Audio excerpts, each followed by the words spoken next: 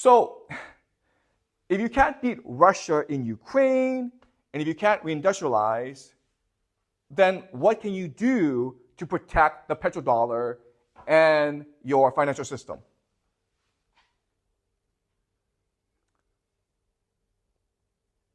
Well, I have an idea, okay? Invade Iran, okay? Invade Iran. Now, why would you do that? And the answer is that, unfortunately, of all the options out there, okay, because America can't just sit back and let its empire collapse, right? Of all the options out there, invading Iran happens to be politically the easiest to do, okay? You can't go fight a war against Russia because Russia has nuclear weapons. You cannot reindustrialize because there'll be too much political opposition towards that. Plus, it'll take you about 50 years to reindustrialize. But if you invade Iran, well, you accomplish three things, okay? The first thing is you show the world that you're still the top dog. Your military is still invincible, okay?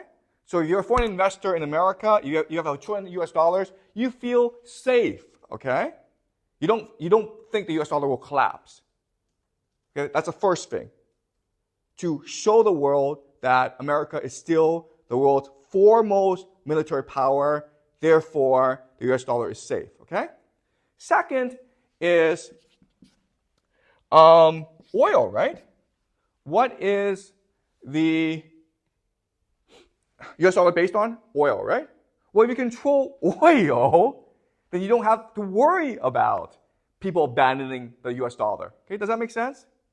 Okay, and it happens that the Middle East produces 40% of the world's oil. And Iran is the world's fourth largest oil exporter.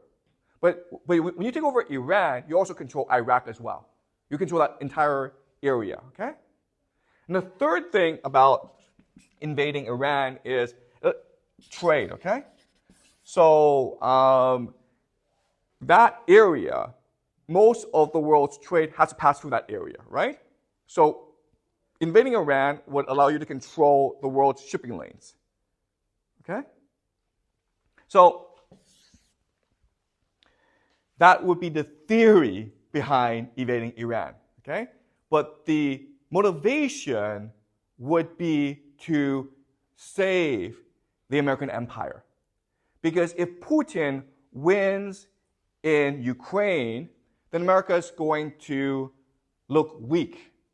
It's going to look like a paper tiger, okay? And in this situation, as the empire, you have to act. Today, you have a lot of countries in Africa who are rebelling against the Western powers, France, basically, and America. Why? Because they think that Putin is now in charge, okay? Why did October 7th, why did Hamas attack Israel? I guarantee you that if it were not for the war in Ukraine, Hamas would not have done such a thing, okay? For the longest time before the war in Ukraine, there was a perception in the world that America was militarily invincible. No power, no country could ever dare stand up against the United States. And by invading Ukraine, Putin has proved everyone wrong, okay? That the United States can be defeated. And so what the United States must do now is prove to the world, nope, we're still militarily the greatest power in the world. Okay, does that make sense? Okay? And again, it must do so to protect its financial economy. Otherwise, there's a very good chance that this financial economy will implode onto itself. Okay? If China, Japan, other countries pull out of the U.S. financial sector, okay? If they sell their U.S. treasuries, not only will America face a sovereign debt crisis, but it will lose access to easy money, okay? Easy money. And the problem in America today is that America is an empire addicted to easy money, okay?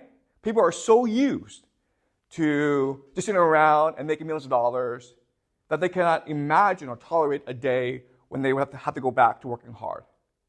Okay? So it's this addiction to easy money which will drive America to invade Iran. Okay? Does that make sense? Okay, any questions?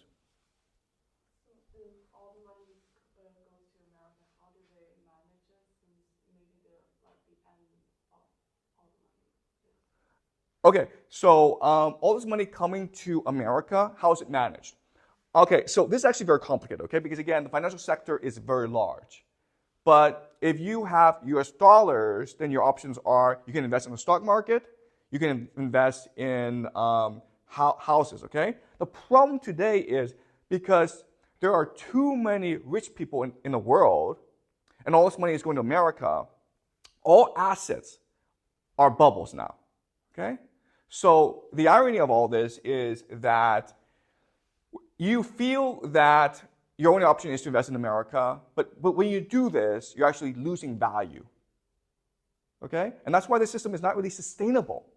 Everyone's going to America, and that's driving up all these asset prices, but in the long term, that will destroy the American economy. In the long term, it'll create all these bubbles that will also destroy individual wealth. Okay? Does that make sense?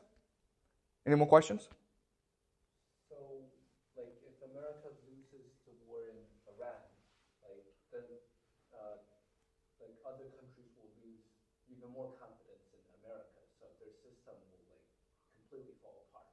Okay, so Jack asked a great question, which is like, listen, if going to Iran is all about restoring confidence in the United States, well, if America loses the war, then that would destroy even more confidence, okay? And so this is the problem of empires. Empires have something called hubris, right? Imperial hubris.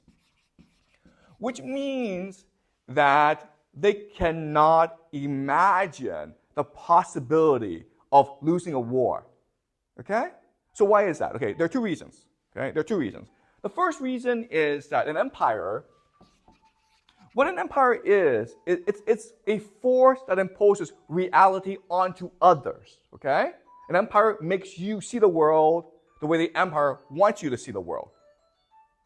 Okay, does that make sense? Which means there's no feedback loop, which means that you cannot actually tell the empire what you think. Your voice doesn't matter. Which means that an empire, it's not possible for an empire to imagine the possibility of it ever collapsing. Do you understand? If it could, it would never collapse. Okay, that's the first problem. Second problem is that, okay, let's do a thought experiment. If you had a choice, would you rather be smart and strategic or stupid and arrogant?